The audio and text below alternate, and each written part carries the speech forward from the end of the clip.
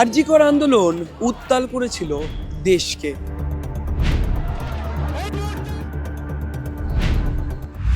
তারপর অনেক কিছু বয়ে গিয়েছে গঙ্গা অথবা বিভিন্ন নদীর জল থেকে, কিন্তু কোথাও গিয়ে বাংলার রাজনীতিতে বারবার একাধিক হটসিটের মতো এবার উঠে এসেছে উত্তর চব্বিশ পরগনার পানিহাটি আসনটি, যেখানে এবার তৃণমূল প্রার্থী হয়েছেন নির্মল ঘোষ, বিদায়ী বিধায়কের পুত্র তীর্থঙ্কর ঘোষ। অন্যদিকে বাম প্রার্থী হয়েছেন পলতান দাশগুপ্ত, আর চমক দিয়েছেন অভয়ার মা। আরজি করে সে মৃত ডাক্তারের মাই এবার হয়ে গিয়েছেন বিজেপির প্রার্থী। অনেকেই বলছেন লড়াই অনেকটাই কঠিন হয়েছে তার প্রার্থী হওয়ার পর। তো কী বলছেন এলাকার মানুষজন? তারা কি উন্নয়ন চোখে দেখেছেন, নাকি এবার কোথাও গিয়ে তৃণমূল পিছিয়ে অথবা বিজেপির জয়ের কোনো সম্ভাবনা রয়েছে? পাল্টা বিজেপি না তৃণমূল নাকি সিপিআইএম, কি বলছেন সাধারণ মানুষ? আজ দিনভর আমরা ঘুরবো পানিহাটি বিধানসভার একাধিক জায়গায়, শুনবো সাধারণ মানুষ কি চাইছেন, কি বলছেন। পানিহাটিতে ভোটেরা মানুষ বলছে যে পানিহাটি বিজেপি জিতছে। তৃণমূল, কিন্তু আপনারা তৃণমূলের কাছে যাচ্ছেন, সিপিএমের কাছে যাচ্ছে। সিপিএম বলছে সিপিএম আসছে, মানে সিপিএম যারা করে তারা বলছে, তৃণমূল যারা করে বলছে তৃণমূল আসছে, কিন্তু মানুষ বলছে বিজেপি আসছে।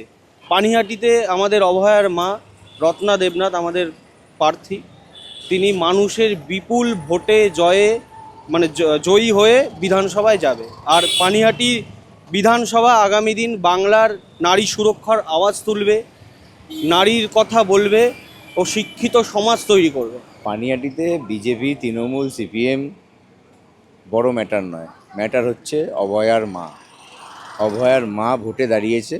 দল মত নির্বিশেষে অভয়ার আন্দোলনে যেইভাবে মানুষ রাস্তায় নেমেছিল, ঠিক সেইভাবেই মানুষ অভয়ার মার পাশে আছে। অভয়ার মার গণতান্ত্রিক অধিকার, উনি কোন দলের সমর্থন করবেন, উনি কোন দলের হয়ে যাবেন, উনি কোন দলের কথা বলবেন।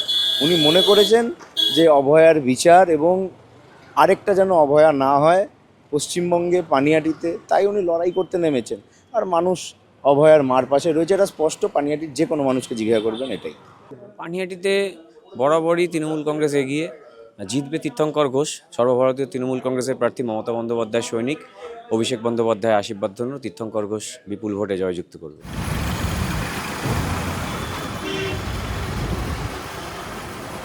আমাকে তো সমানই লাগছে, দুই দিক দিয়েই লাগছে। এবারে কাজকর্মর দিক থেকে দেখা যাচ্ছে বিজেপি একটু আগের বছরের তুলনায় একটু এগিয়ে আমাকে লাগছে। বাংলায় উন্নয়ন হয়েছে, আপনারা তো নিজের চোখেই দেখছেন। এই মুহূর্তে বিজেপির তো কোনো প্রশ্নই আসে না।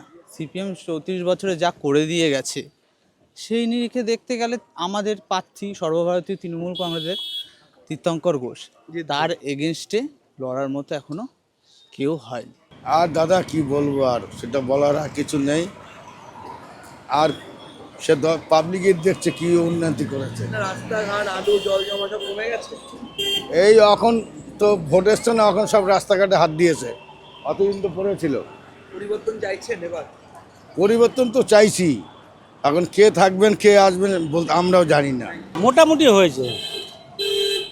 এবার কি কোনো রকম পানিহাটিতে বলা হচ্ছে, অনেকেই বলছেন, আমরা কথা বলছিলাম, সবাই বলছেন পরিবর্তনের একটা বিরাট সম্ভাবনা আছে। পরিবর্তনের সম্ভাবনা আছে পানিহাটিতে এবার? তো পরিবর্তনের সম্ভাবনা দেখা যাচ্ছে। এটা কি বিজেপির দিকে না সিপিএম এর দিকে? এই যে বিজেপির দিকে উন্নয়ন হলে আর লোক তাহলে অভয়ের মাকে চেত। কি চাইছেন পানিহাটিতে উন্নয়ন? আমরা চাইছি শান্তিভাবে সব হোক, ছেলেদের কাজ হোক, যেন নিজের কাজে সবাই নিজের মধ্যে ব্যস্ত থাকুক, সব যেন সব ভালো থাকে। পরিবর্তন হয়েছে? পরিবর্তন তো হয়নি বলেই তো আজকের মানুষ পরিবর্তন চাইছে। অবশ্যই আমাদের তীর্থঙ্কর ঘোষ এগিয়ে, কারণ তিনি 365 দিন মানুষের মধ্যে সবসময় থাকেন। যেখানে যেরকম দরকার ওনাকে সবসময় সবাই পান। উন্নয়ন তো হয়েছে, যাও একদম তো খারাপ হয়নি। কি চাইছো, দিদি থাকুক না আমার মা এগিয়ে আসে? কে এগিয়ে? ওইটাই বলা কষ্ট গো আমার। হাড্ডাহাড্ডি লড়াই? হাড্ডাহাড্ডি লড়াই হবে এবার, যা দেখা যাচ্ছে হাড্ডাহাড্ডি হবে। পানিহাটি হসপিটালে কেউ যদি পেশেন্ট ভর্তি হয়, তাকে হয়তো একটা পেট ব্যথার ওষুধ দেওয়া হয় বা একটা ব্যথার ইনজেকশন দেওয়া হয়, এর বাইরে কোনো পরিষেবা হয় না। আর বেড়াল বেশি ঘুরে বেড়ায়, পেশেন্টের সঙ্গে বেড়াল ঘুরে বেড়ায়। এখন আমি যার সঙ্গে দেখা করলাম তিনি একজন নন মেডিকেল অ্যাসিস্ট্যান্ট সুপার যে নন মেডিকেল হন সেটাও কিন্তু আমি জানতাম না। আমার মেয়ে এত বছর ডাক্তারি লাইনে ছিল, কিন্তু আমি জানতাম না যে সত্যি নন মেডিকেল অফিসার হন।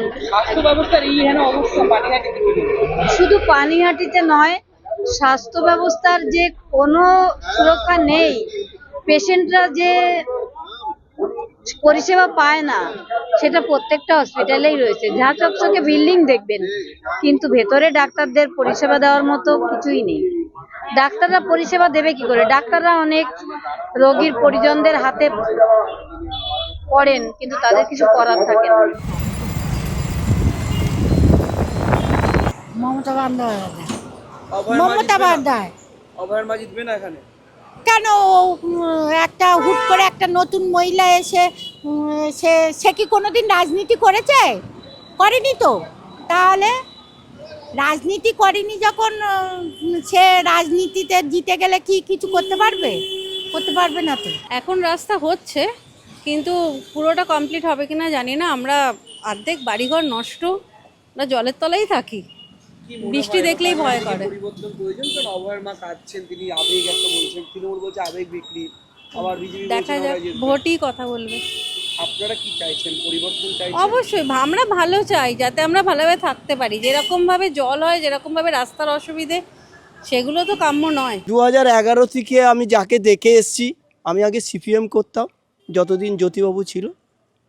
জ্যোতিবাবু চলে যাওয়ার পর বুদ্ধদেব ছিল, ও চলে যাওয়ার পর আমি একজনকেই বেছে নিয়েছি 2011 থেকে, আমাদের দিদিকে, এই অবধি। জানি না পরবর্তীকালে কী হয়। বিজেপি জিতবে না বলছেন পানিহাটিতে? ব্যাপারটা হচ্ছে কি, সেটা পরের ব্যাপার।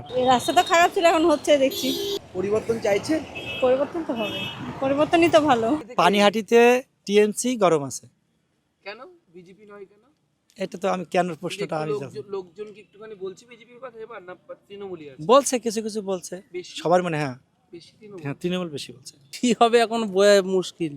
হাড্ডাহাড্ডি ভোটের হবে? ফল ভোটের পরেই বোঝা যাবে। হাড্ডাহাড্ডি হতে পারে হতে পারে। তৃণমূল জিতবে। বলছে অভয়ের মা আবেগ দিয়ে জিতে যাবেন। না না, জিততে পারবে না। দাদার ক্রেজি আলাদা।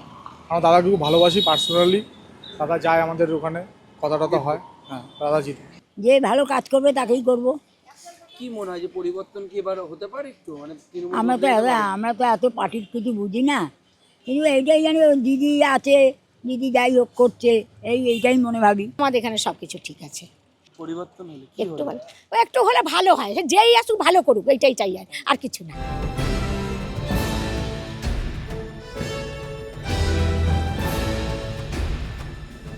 পানিহাটি বিধানসভা কেন্দ্রে লড়াই এবার দ্বিমুখী নয়, ত্রিমুখী।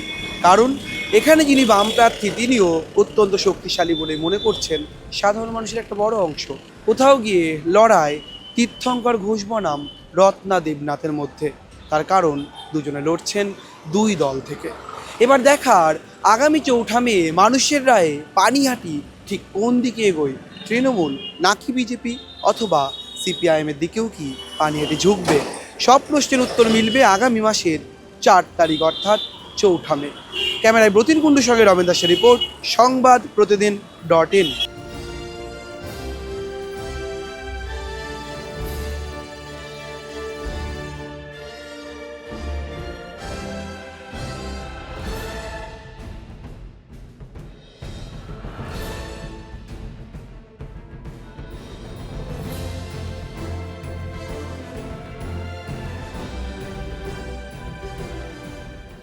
এবারে ভাই ভোটের লড়াই এই এখানেই দেখবো।